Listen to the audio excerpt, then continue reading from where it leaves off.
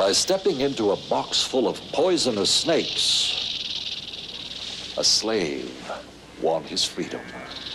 How he did that and survived will be the first stop on our journey into the strange, the bizarre, the unexpected. Witness an amazing police technique that recreates faces on the skulls of nameless victims. Make confetti out of cash with an artist who molds money into startling works of modern art. Explore the powerful potential of water that can slice through steel. Learn what it takes to measure up in a nose contest in Italy. Share the satisfaction of athletes determined to make every effort a personal best. Learn how police discover hidden fingerprints that can convict criminals. Go on an artistic expedition to put pink plastic skirts around 11 Florida islands. Survive a shipwreck with a new device that creates fresh water at sea. Find out how banks can prevent robberies with an instant wall. The strange, the bizarre, the unexpected. These are the kinds of subjects a man named Robert L. Ripley challenged us to. Believe it or not. Snakes like this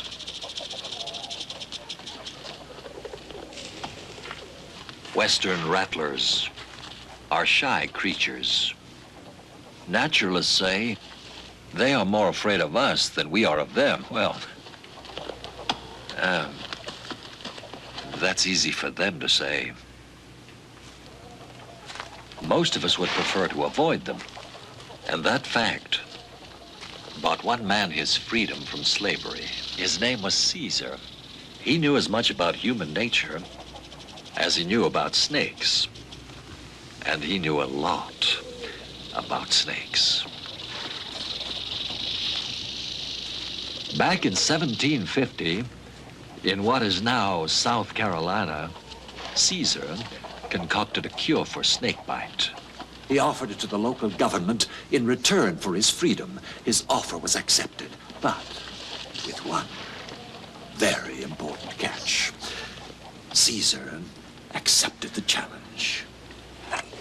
He mixed up a special brew, a recipe requiring such esoteric herbs as plantain root and whorehound extract. Then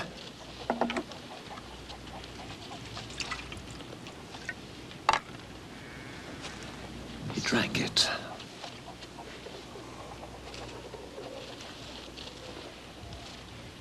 Now came the catch. He had to prove it worked in full view of the assembled politicians by stepping into a box full of snakes. They bit him, presumably more than once. But Caesar wasn't harmed. He didn't even get sick. A few herbs in proper proportion had apparently done the trick.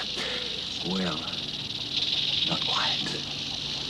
What Caesar the slave knew and his audience didn't was that the snakes only seemed to be poisonous. Oh, they were normally venomous. Rattlers, vipers, cottonmouth moccasins. But Caesar had taken a secret but simple precaution. He had drained them of their poison before he showed up. Their fangs were bone dry. Nobody in the audience, however, was willing to put Caesar's cure to a personal test, so Caesar stepped out of the snake box and walked away. A free man. Believe it or not.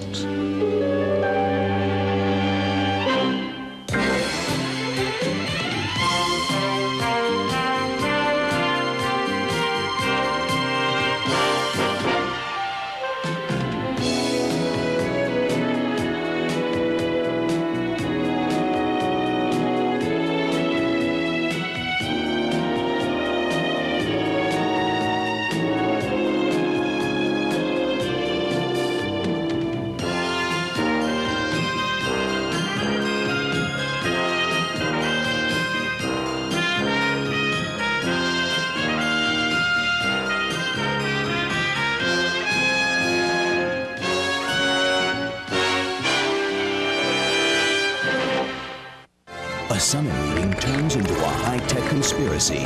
It's time. Plastic, embedded with electronic information. An identification card. With it, I can open this locked door.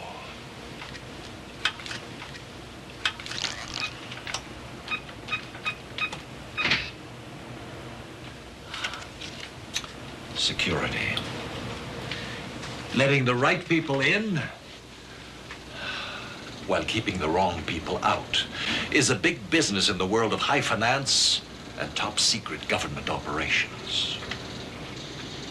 That's why electronic cards like these are sometimes not enough. They could be counterfeited. And that's why a double check system is sometimes needed, like this. It looks like a pair of binoculars hooked up to a TV set. But it's more than that. It is an identification system. Everybody knows that fingerprints are absolutely unique.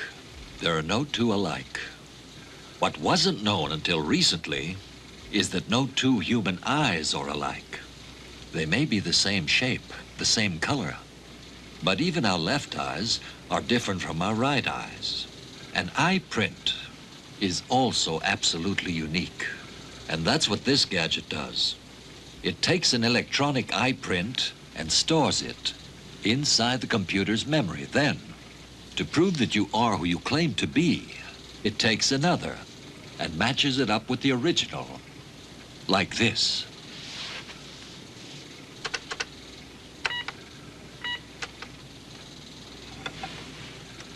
An extremely low-intensity infrared light is scanning part of the area behind my eye.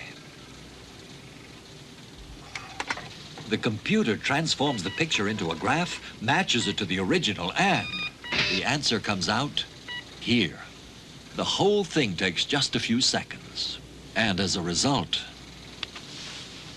I can go out through this door, which is locked, not with a key, but with a magnet.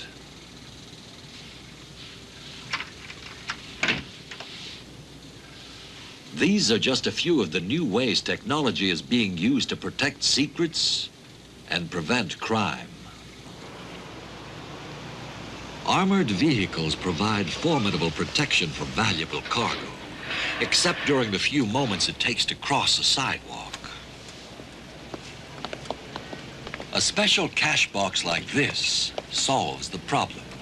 Before it's moved, an alarm is set. Releasing the handle triggers the alarm.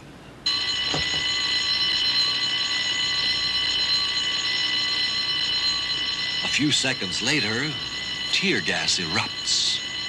The gas contains a brightly colored dye that will mark the money and identify the thief.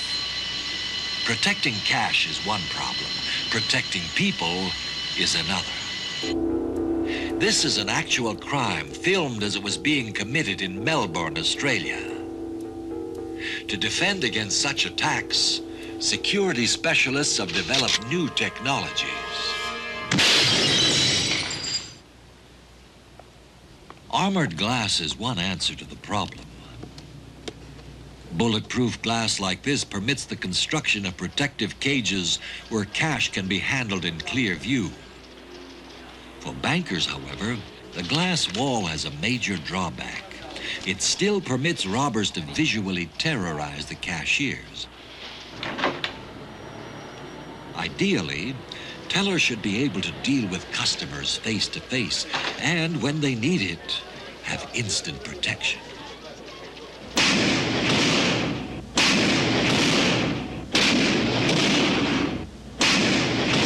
The steel curtain slams into place in less than a second. It provides positive protection, but is still experimental. Other crime-fighting techniques have become standard procedures. To discover and preserve fingerprints on objects like this, police brush on special graphite powder. It clings to the thin layer of oil left by the touch of a finger.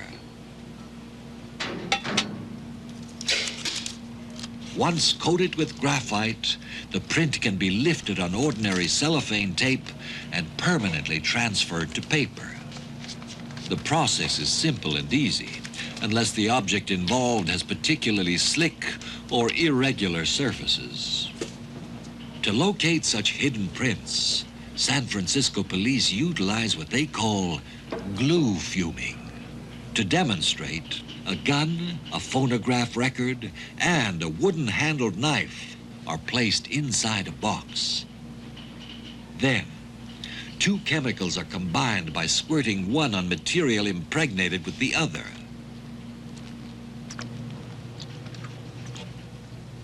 In combination, the two create fumes that will stick to the residue left by fingerprints, no matter how old or how faint they may be.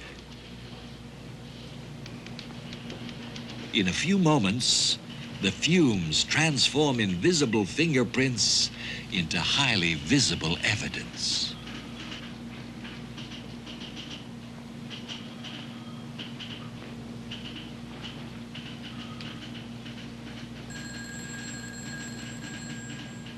Once recovered, the fingerprints are fed into a new computer system.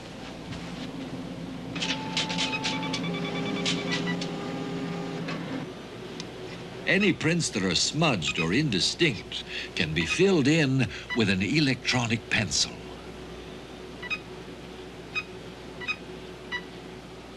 Then, after any other information known about the suspect is entered, the computer searches for a match among the prints of known criminals kept on file.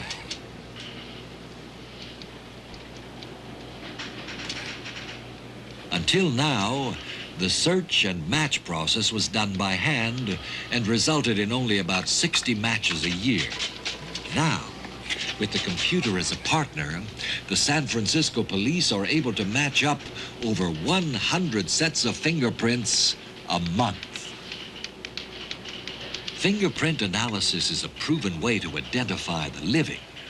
To identify the dead, a scientist working at Colorado State University has developed a startling new technique.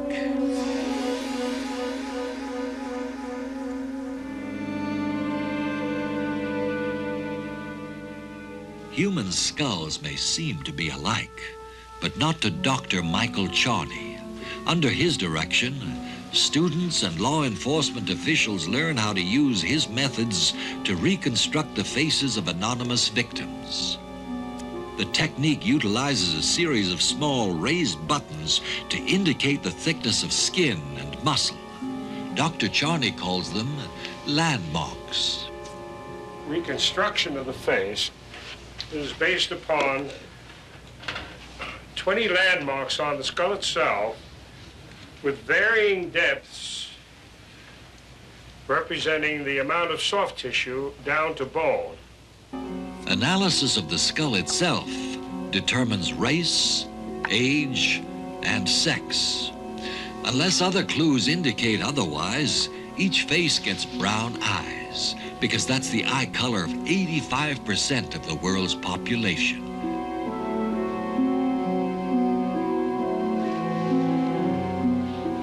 In the end, the combination of artistic skill and scientific information results in likenesses that are remarkably accurate. What we're after here is not for somebody to say, that is so-and-so. We want somebody to say, it looks like somebody. And that's enough to carry through to possibly get an identification. Confirmed by actual photographs, the accuracy of facial reconstruction has led to the establishment of the Center for Human Identification. As a result, these nameless victims have regained their identity. The human skull. Solid bone to protect the brain. About 7 inches across. About 9 inches from front to back. At one time, the use of precise measurements of the skull and other parts of the body was used by law enforcement officials as a way to establish positive identification. A set of calipers and a tape measure were the stock in trade of the man who invented the system. Alphonse Bertillon. By recording the measurements of various parts of the body, skull, left arm, right ear, left little finger, and left foot, Bertillon developed an identification system that was accepted by most police departments for about 30 years, until 1903. There was one problem. It didn't always work. An innocent man went to prison because his measurements were the same as the real criminal. The mistake wasn't discovered until the real criminal was sent to the same prison on another charge. The innocent man was freed because of another newfangled identification method, fingerprints. And that's when this replaced this around the world. Believe it or not. In 1982, government agents discovered that counterfeit $100 bills were being printed in a prison. Believe it or not. Just outside the city. Like most of us, artists are fascinated by the power and the beauty of automobiles. Those qualities, and some surprising variations on them, are celebrated in this special exhibit here at the Museum of Contemporary Art in Los Angeles. A Mercedes sedan bedecked with television screens is the work of German artist Wolf Vostel. For reasons known only to him, he also installed a fireplace in the rear seat. This exhibit reminds us an automobile is a lot more than just a box with wheels and an engine. It can make our dreams come true and let our wildest fantasies burst into flight. Perhaps that's what artist James Croke had in mind when he put together this salute to horsepower. In New York, the quest for new ways to transform ordinary objects into works of art has led artist Barton Benesch into the world of high finance. In his Greenwich Village studio, he collects currency from around the world and then methodically destroys it. In the process of converting cash into confetti to use in his art, Benesch has become a connoisseur of the world's legal tender.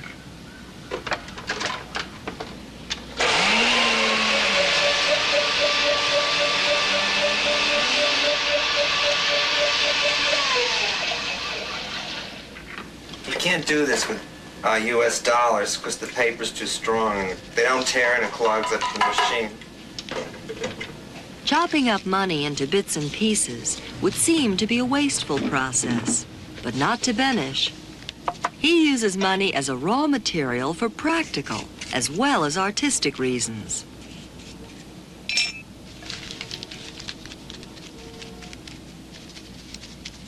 My fascination with money began because I never had any. Then I got a grant and I finally had money and I didn't know what to do with it, so I cut it up.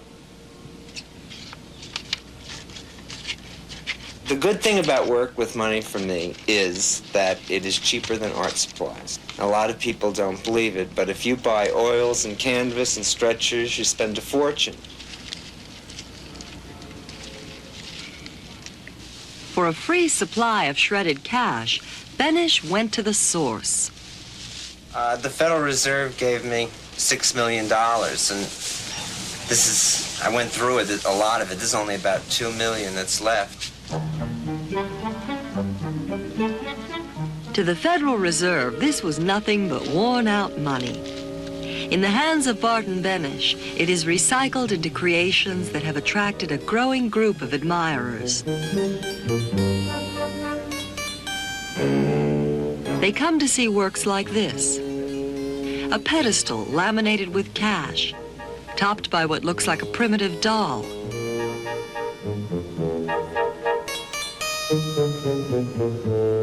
In making such sculptures, Benesch combines cash with commentary. According to one critic, such work as this is a classic comment on what modern society deems most worthy notably money.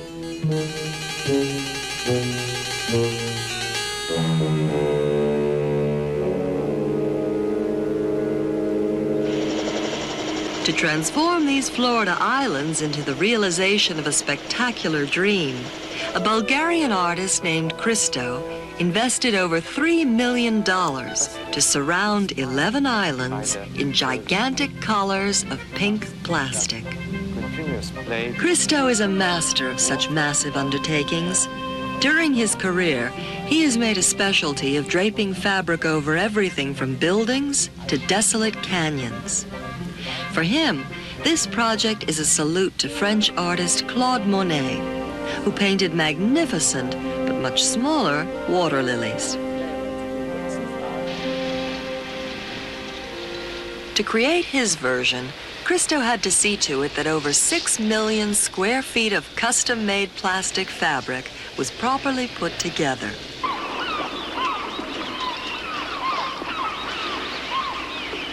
Conservationists, concerned with the preservation of wildlife on the islands, were opposed to Christo's project, and they made sure that everybody knew how they felt.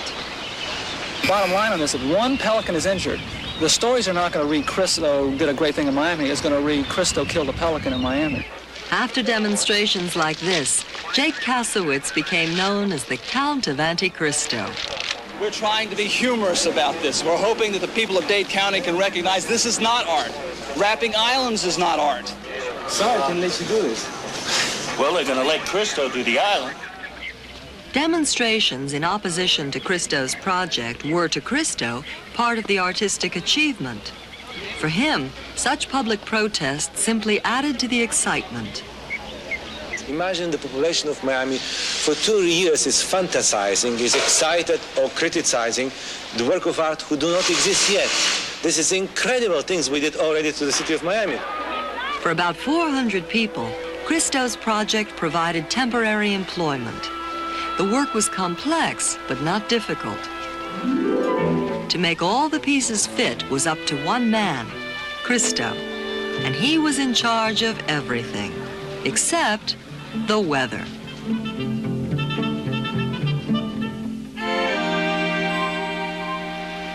As Christo moved out to supervise the installation, the weather seemed cooperative. His temporary army was on schedule. The massive rolls of plastic moved steadily toward their destinations. And to provide encouragement and last-minute instructions, Christo seemed to be everywhere at the same time. Move out, do not stop, move out. Please, move out, do not stop, move out, please.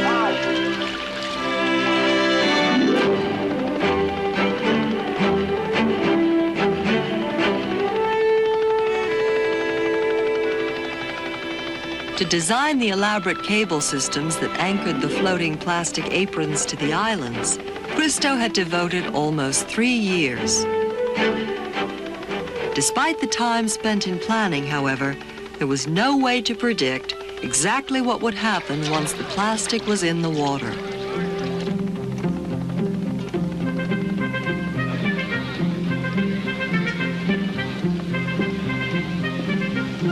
For Christo, the day was going well, until the tide turned and the wind changed.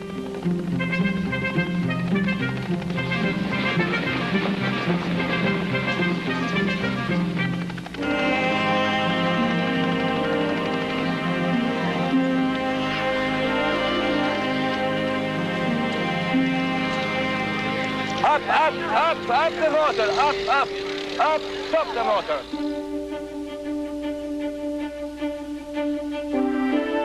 The shift in the weather proved to be a short-term crisis. In the end, Christo realized his dream. To explain it, he said, "I originate the idea, and then, like raising a child, I send it out as a gift to the world."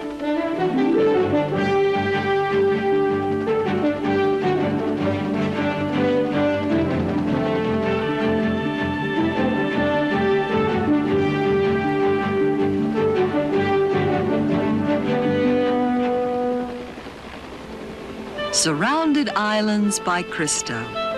It took over $3 million to build, and it lasted 2 weeks.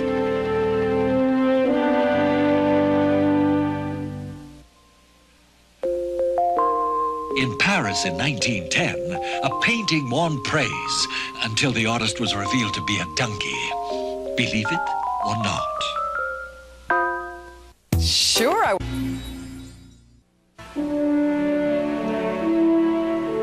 This is the entrance to one of the most fascinating areas of research in the United States. The Waterways Experiment Station of the United States Army Corps of Engineers. Here are conducted studies of the effect of wind, water, and rain to discover ways to prevent erosion and minimize disastrous flooding. Painstaking work has resulted in the creation of extraordinary facilities that duplicate the real world in miniature. A scale model of New York Harbor is complete to the last detail. Conducting tests here, scientists are able to predict the precise effect of new construction being considered for the real harbor. Dyes allow them to track any changes in water flow.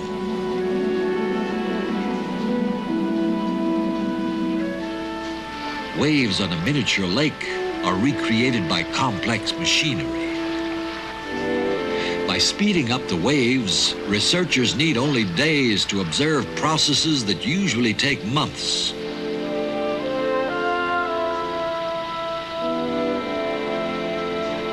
This is the Cleveland Harbor.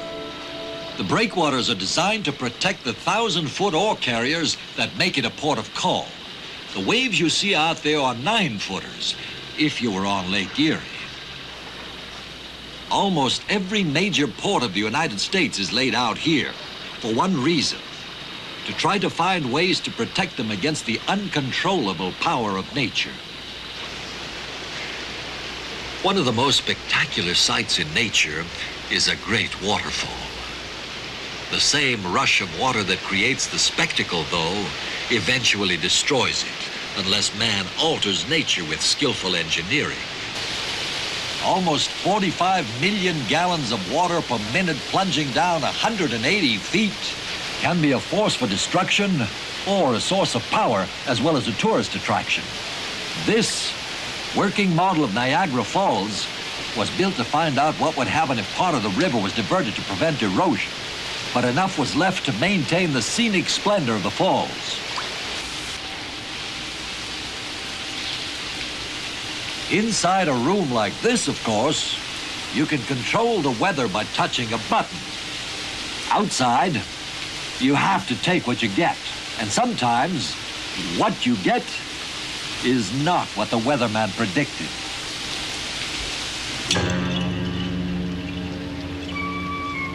There are times when rain would be a blessing. For a man stranded at sea, rain is the only source of drinkable water unless he is equipped with a solar still.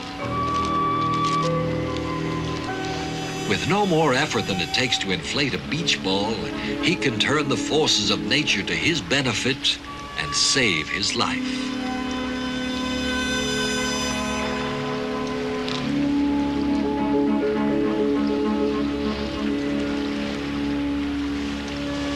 Seawater can be made safe to drink only by removing the salt from it. The still traps the water evaporated by the heat of the sun. Condensing on an inner surface, the distilled, salt-free water drips down into small side pockets.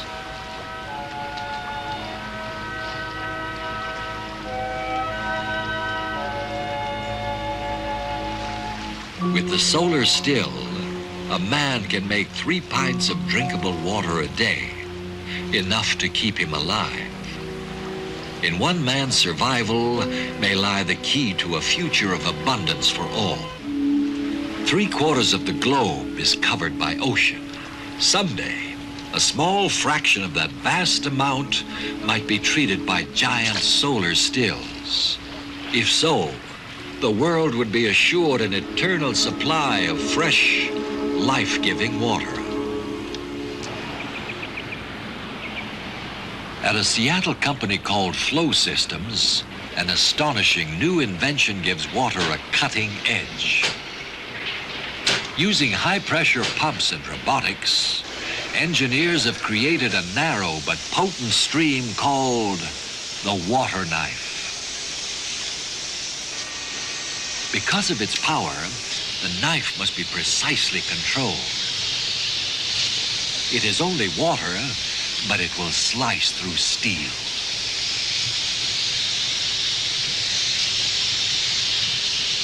Striking with a force of over 50,000 pounds per square inch, the water cuts cleanly, without waste.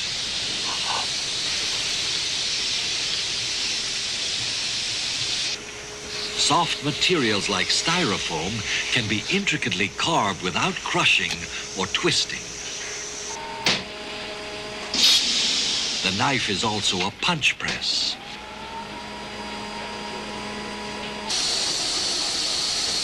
This amazing tool never overheats and never needs to be sharpened.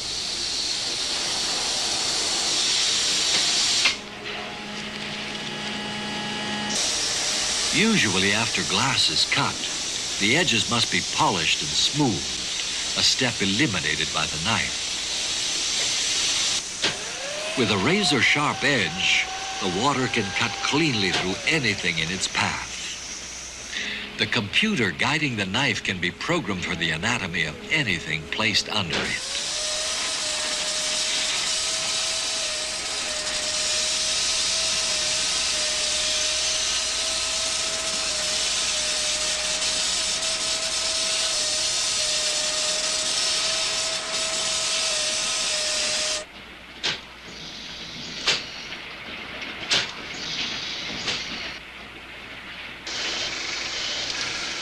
Water can be the servant of man.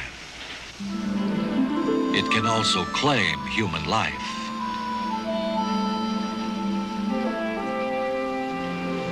In Italy, the devout come to the ancient chapel of San Frutuoso to pray for protection from the dangers of the sea or to give thanks for a rescue. An aquarium provides a unique setting for a special statue of Jesus. It duplicates in miniature a full-sized icon that lies out in the bay. 30 years ago, the original Jesus of San Frutuoso was enshrined underwater, 56 feet beneath the surface.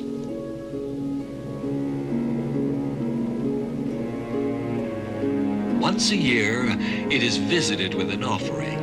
Each time, the diver must be someone whose life, it is believed, was saved by divine intervention.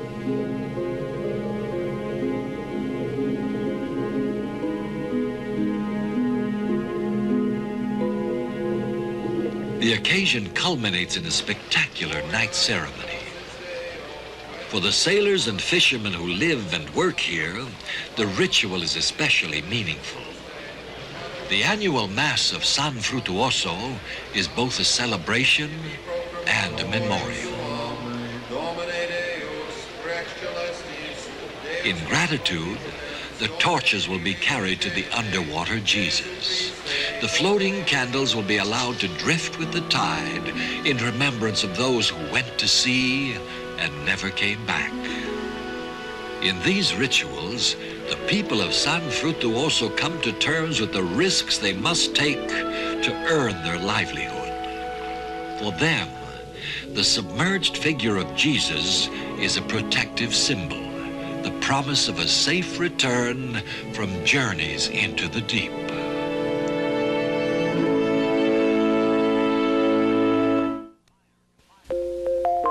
Fire completely destroyed an ice house in Colorado without melting the mountain of ice it contained. Believe it or not.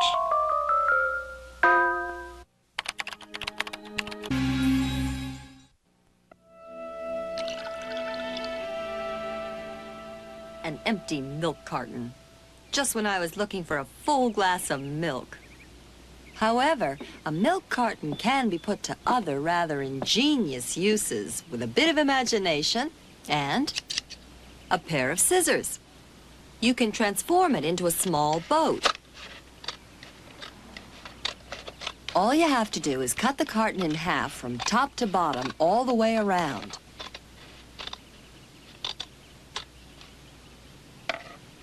The top becomes the bow, and the bottom becomes the stern.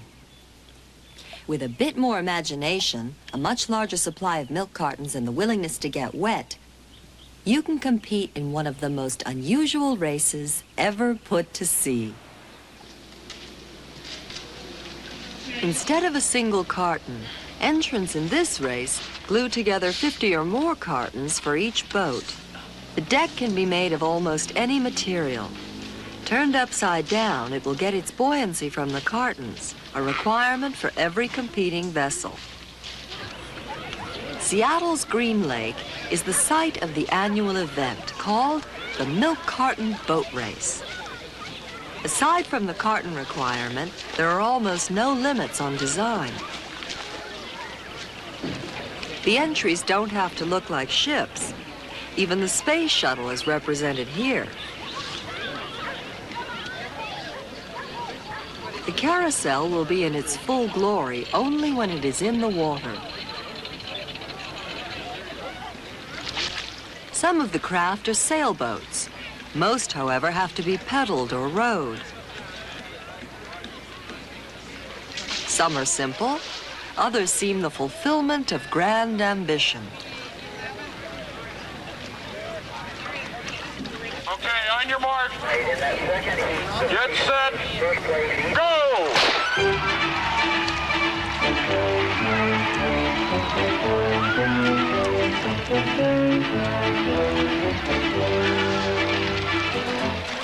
It's more an outing than a race. It's a day-long floating carnival.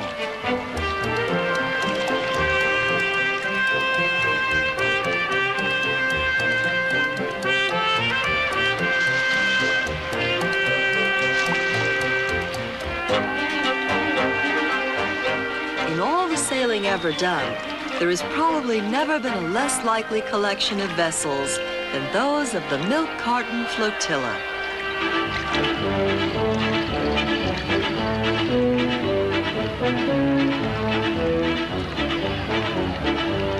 In this race, all you have to do to win is to have a good time.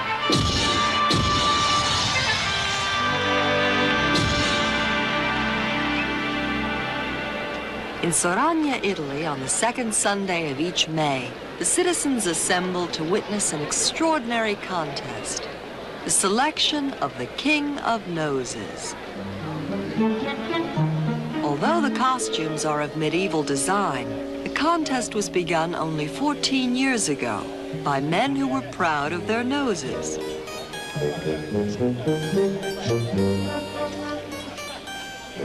There is nothing haphazard about the selection. It's based on detailed measurements of length, width, and depth. A poet once said, "A great nose indicates a great man." In Soragna, it is recognized that greatness extends to women. There are no separate divisions here.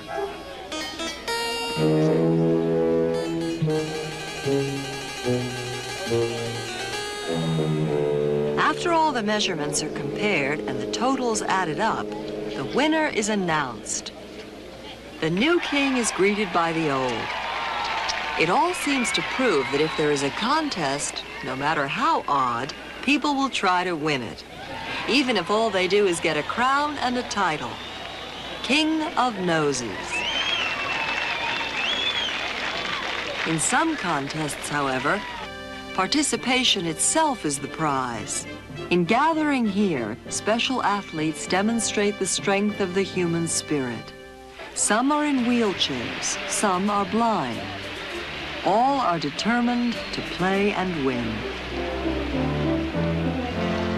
These are the International Games for the Disabled. Over 1,800 athletes from 44 countries have gathered in this stadium in Long Island, New York. They will compete in 20 different events.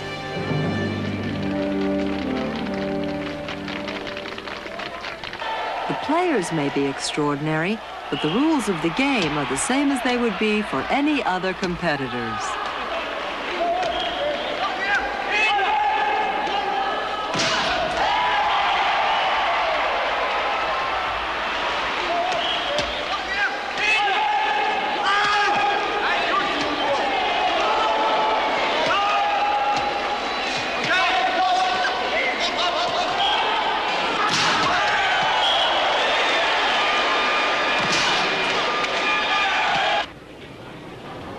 Ping pong might not seem the sport men without hands would choose to play.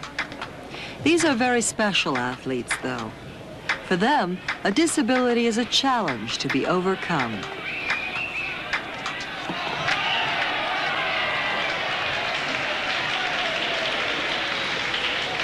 All 100-meter runners must stay here. When we call your name, you must report immediately to the track. Willie McLeod is blind. He is able to stay on course only by homing in on the shouting of his coaches.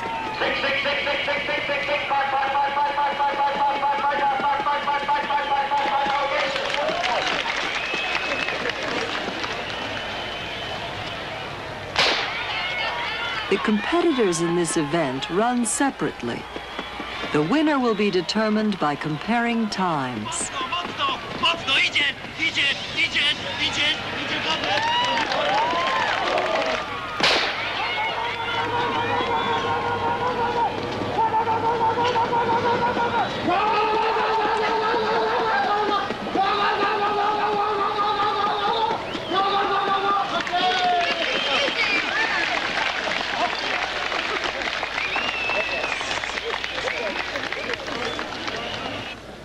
Britain's Tony Willis is a high jumper with one leg.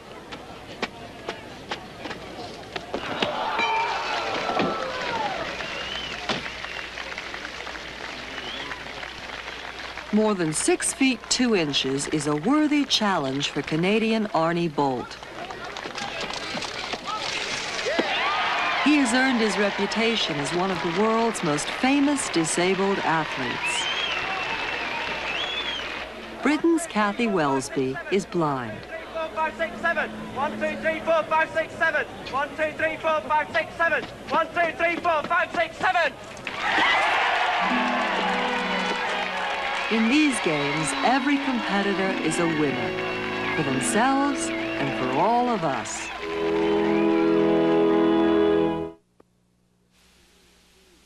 With a few simple items, in this case, a baby bottle and a rubber nipple, you can challenge the laws of physics and do what seems absolutely impossible. Put 8 ounces of liquid, enough to fill this up, into this half-ounce nipple. The contents of this into this. It can be done with the help of carbonic acid. Carbonic acid is nothing to be afraid of. It's ordinary soda water. Pour the soda water into the bottle, just so, and then you screw the nipple back on firmly. Now you have to use one that hasn't been punctured now to get all of this out of the bottle and into the nipple, all of it. Just turn the bottle upside down and then shake. The nipple won't explode, at least it never has before. There, 8 ounces of water in what was a half-ounce nipple.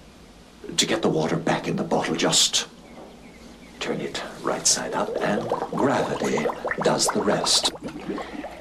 Except for the nipple. It's a little large to be of much use to a small baby, so...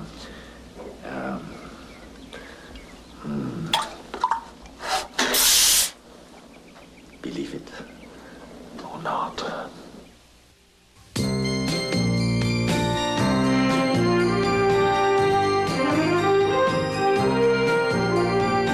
Over Over 20 years ago, the adventure began. Now, the adventure continues as the world's most popular role-playing game enters the computer age. Meet the creators of Dungeons and Dragons when Masters of Fantasy presents TSR, The Fantasy Factory, tonight at 7 p.m. Eastern. Now, join host Patrick McNee for another worldwide tour of the supernatural. Mysteries, Magic, and Miracles is on the Sci-Fi Channel next.